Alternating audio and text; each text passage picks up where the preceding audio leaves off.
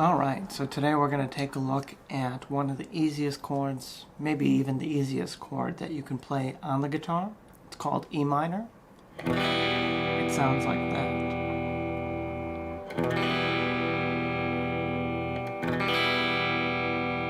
So the way it's played is you play all 6 strings. You only need 2 fingers on the actual fretboard itself. I use my middle finger on the 2nd fret of the A. The A string is the 2nd thickest. So your first thickest is the E string, A string.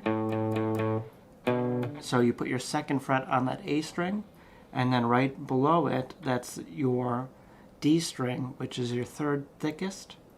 And you would put your ring finger there on that same 2nd fret. And then you strum all 6 strings. You can play it with just downstrokes, or you can play it with down and upstrokes. So that sounds like.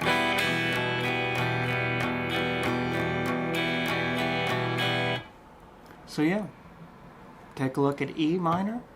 It's pretty easy.